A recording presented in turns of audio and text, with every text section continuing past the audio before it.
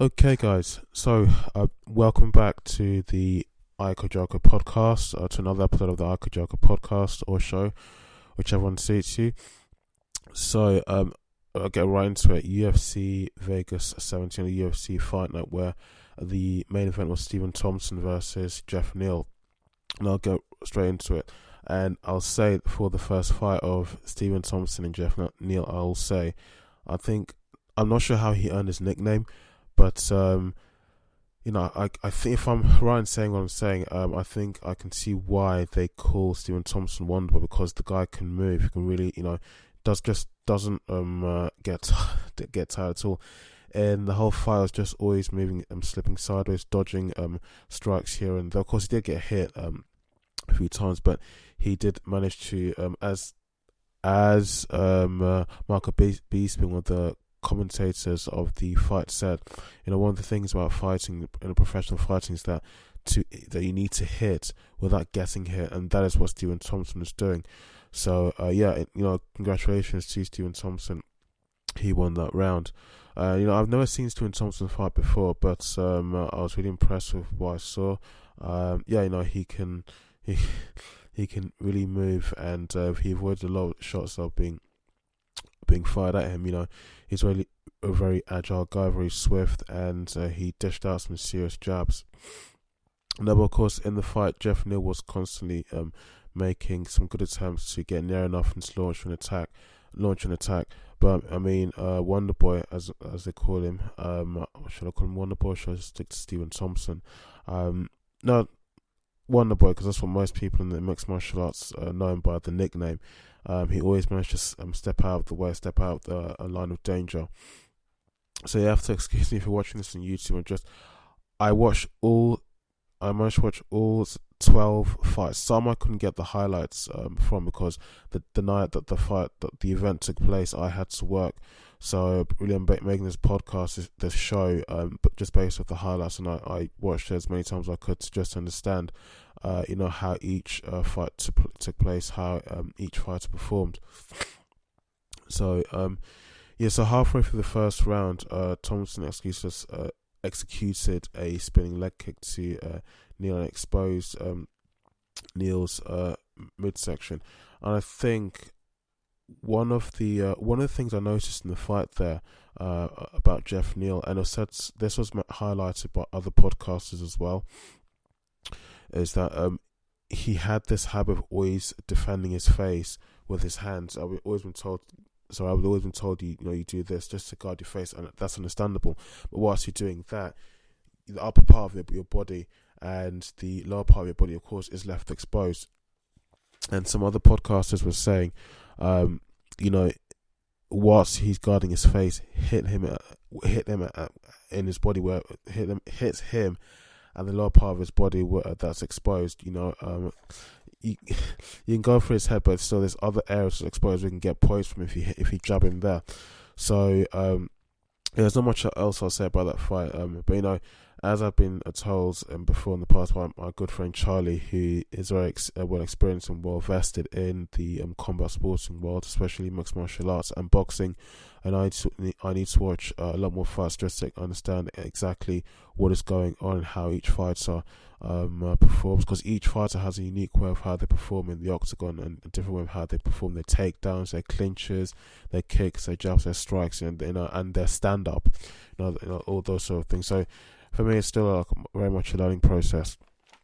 Now on to the next fight, Jose Aldo versus Marlon Vera.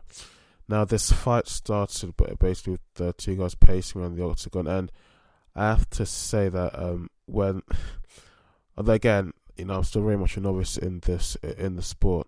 For me,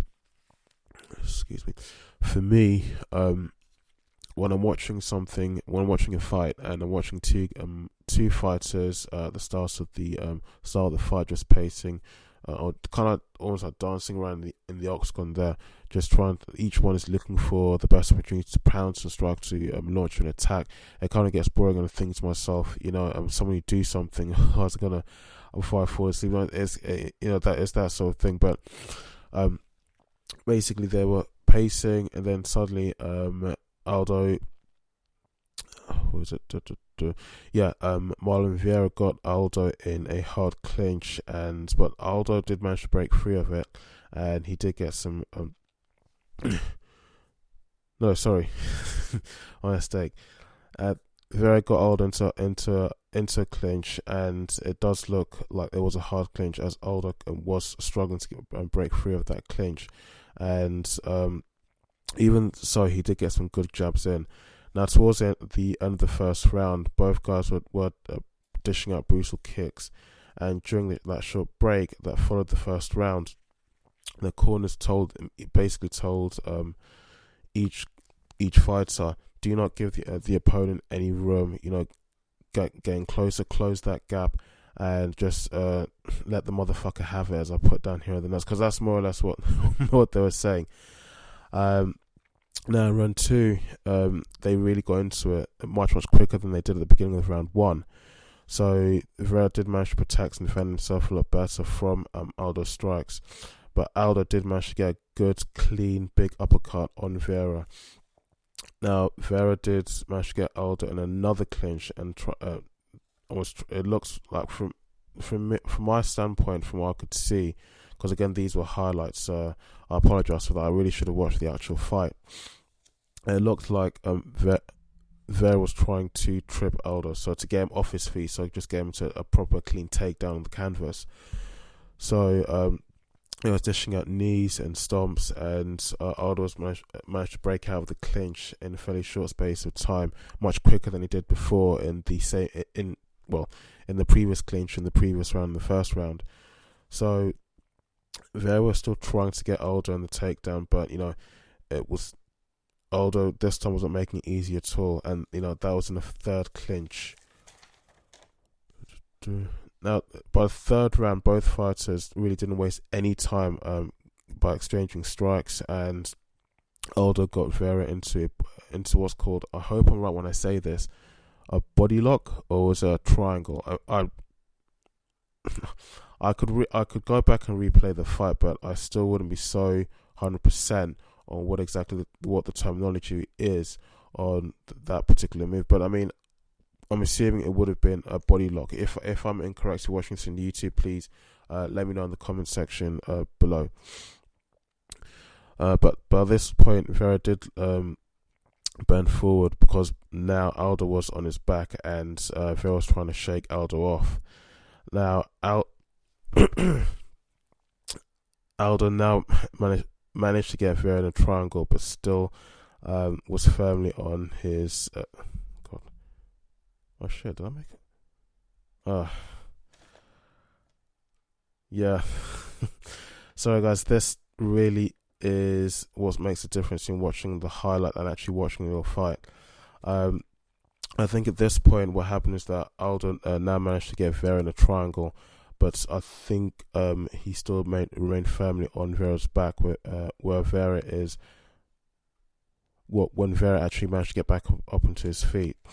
But I won't ramble on too much about this fight. Jose Aldo actually won the whole fight, though, to be honest, as I was watching the whole fight from start to finish of the highlights, I'll emphasize that point again. I already thought that Vieira would have won that match.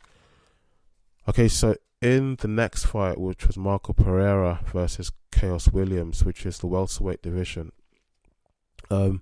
Now, as this fight was starting, as the two fighters are making their way towards the octagon, and they're being prepared to go into battle with one another in the octagon. I think Chaos Williams was already in the octagon, standing on the canvas, and he did this thing that he did back when he fought in UFC Vegas 14. He was just looking at his opponent. Just he wouldn't take his eye off his opponent until his opponent steps into the octagon, into the cage, and they started dishing out strikes. So just started fighting. And back in UFC 14, he fought Al Hassan, and that fight he did win. But in this case, in this particular event, UFC Vegas 17, he didn't win this fight. No, and if I remember correctly, if I remember, I think, did he say something at the post press conference, the post fight press conference, that is it looking at his opponent just helps him win or something psychologically or mentally, that it just helps him concentrate on that one thing that you want to happen, that you need to happen, that you want to win. So you just stare at your opponent that's standing in the way of you and your victory. Excuse me.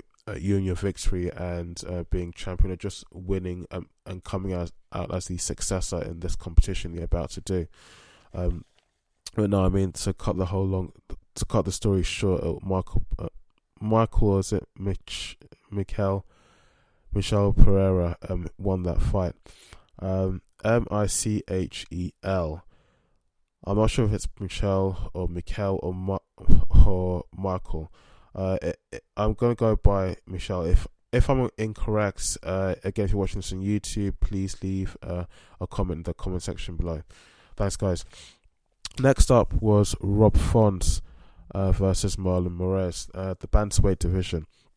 Now, at the start of the first round, both fighters got into it right away as soon as the fight commenced, and that's for me, that's always nice to see, and no wasting of time at all.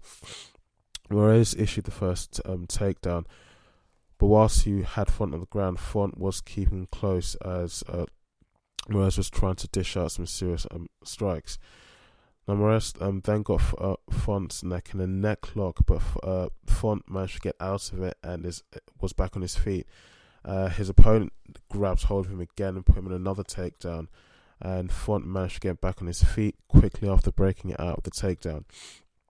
Now both fighters now back on their feet, both exchanging some serious strikes. Soon Font has Moraes on the ground and dishing out some brutal jabs to his head, and Font came out as a winner of that fight. Now, guys, I will confess, as I'm doing this podcast, 12 fights I watched. I made notes on this, but to be honest, if I'd watched the actual live fight as it took place that evening on Saturday the 19th of December, I definitely would be doing a much better job at telling you, kind of giving my 2 cents as a novice in the sport, about how things went down that night. So after that, we got in the heavyweight division, got Martin Tybura versus Greg Hardy. Now both fighters did, as the fight started, did exchange a lot of serious blows. Despite their dominant, should I say dominant or domineering, but despite their significant size and weight, they still managed to dish out some good clean strikes and kicks. Now as time went on, Hardy did seem to be landing some clean heavy shots. Now his opponent Tybura did try and get Hardy in a takedown, but Hardy did seem to be able to break out of it relatively easily and dish out some strikes, pushing Tybura right to the other side of the octagon. And I do I've kind of seen, and it's kind of been like confirmed by commentators who are professional mixed martial artists themselves, so they know what they're talking about. If you're going to get your opponent in a takedown by the fence, that's kind of like you're somewhat half-assed doing it, because your opponent has the fence to help them get back up on their feet.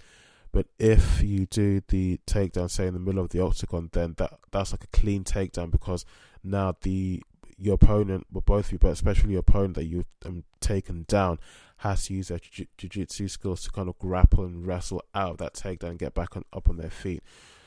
So that's one thing that I've seen it has been confirmed by the professionals in the sport. So yeah, back to my 2 cents. So after pushing Tybura right to the other side of the octagon, it almost seems as if Hardy might well have almost put him into a clinch.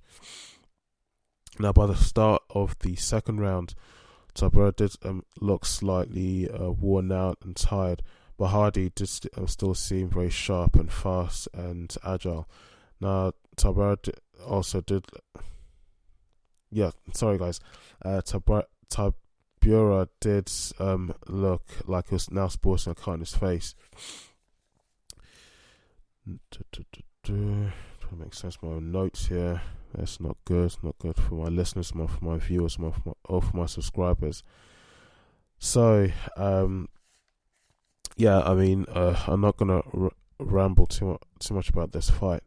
Yeah, Tibero did win the fight. Again, it's one of those fights whereby, as I'm looking from the outside, from the very outside to the inside, it did look like I did initially think, because for me anyway, I thought that the other guy Hardy would have won,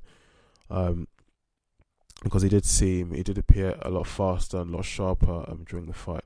But no, Tibero was the clear winner. Okay, so next up was Anthony Pettis versus Alex Morono. Anthony Pettis or Pettis? No, I'm going with Anthony Pettis versus Morono, the welterweight division. Now, to cut this, I'm not going to drag on too much about this, but to cut this short, Pettis won the fight. And from what I took down here, because I made notes as much as I possibly could on every fight. So Pettis started the fight really dishing out a head kick at Morono, but it failed, and he came crashing down to the ground. And Morono seized the opportunity and rushed in to cement in a takedown, so just keep him pinned to the ground. Now, Morono managed to mount Pettis' back and was jabbing his head just to try and get Pettis in a triangle choke.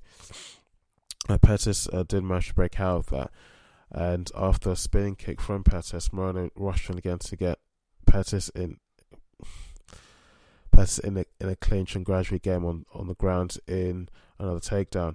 Now, as the second round starts, both fighters nicely get right into the fight, exchanging strikes. And by the beginning of the third round, Pettis dished out a head kick, but I noticed this. Pettis tried to dish out a head kick, a really high head kick, and it did connect with his opponent, but Morono managed to grab his foot and quickly, unfortunately, Pettis was a few steps ahead and just yanked his foot out in time. So yeah, long story cut short, Pettis was a clear winner. Now, following that, I think, was this the first or second women's fight? Now, this would have been the first women's fight, the women's bantamweight division. Sijara Eubanks versus Panini Kianzad. Now,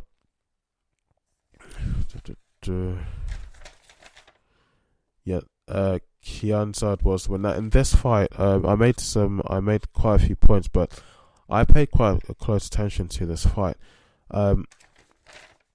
Kianzad won that fight, and it was kind of easy to see why, but she did quite a few takedowns, quite a few clinches in this fight, and she was very domineering. When she got her opponent on the ground, she did quite a good job of keeping her opponent on the ground there for quite a while. So I can understand why and how she won. So good job on her, and credit to her for winning that fight. So in that fight, she is the most dominant fighter, and well done. Now, after that, what we have Darren Wynn versus Antonio Arroyo. God, I hope I'm pronouncing these names correctly. Arroyo, or Arroyo. It's a Brazilian Portuguese surname, so I'm going to go with Arroyo, as that's how it was pronounced, and by one of the commentators during the fight. That's the catchweight division. Now, one of the things I noticed in this fight is that the two guys do have a significant difference in their height. So Arroyo stands at a tall 6 foot or 6'3", whilst Wynn stands at only about 5'7". That's not to shit on Wynn or anything like that, but if you look at the two guys, they do have a significant difference in their height. And one of the things I did notice is that when Arroyo was attempting to attack and throw strikes and kicks and so on, well, mainly strikes, it looks like he had to just slightly crouch or bend down a little bit. But as time went on, I did see and I did kind of learn that height isn't everything in a fight, and Win proved that to be the case, because one thing I did see in the fight there is that he does have the advantage. If I can say this, if I'm wrong, please, if you're watching this on YouTube, correct me in the comment section. I'm still very much a novice in the sport, but one of the advantages I saw, based on my opinion, is that Win had the advantage of that when it comes to takedowns, he can go in for a clean takedowns and can just rush in for Arroyo's waist and just take him down clean on the canvas from there. And yes, it's one of the things I noticed, because he did win this fight. So again, that emphasizes the point that when it comes to fighting, height really isn't king. There's other attributes there that the shorter person will have that maybe the taller person will be lacking. Because he won. He did quite a lot of takedowns there. He managed to keep his opponent on the ground for a significant amount of time, and he didn't let up. He gave it his all when he was fighting in the octagon there. So yeah, well done to him and congratulations. Now the next women's fight, which was Tyler Santos versus Gillian Robertson, the women's featherweight.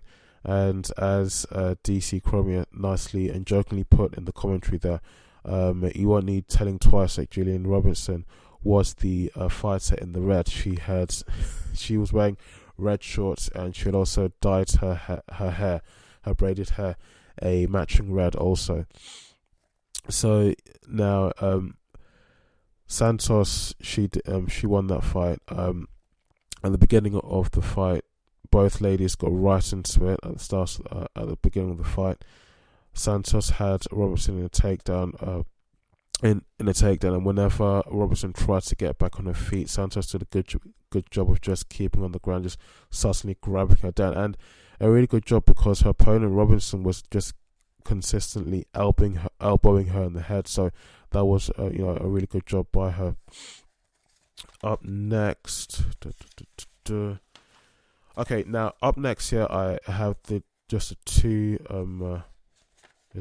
from last? No, well, it's Takon Nchukwi versus Jamie Pickett, which is the middleweight division, and then afterwards Jimmy Flick versus Cody Durden, the featherweight division.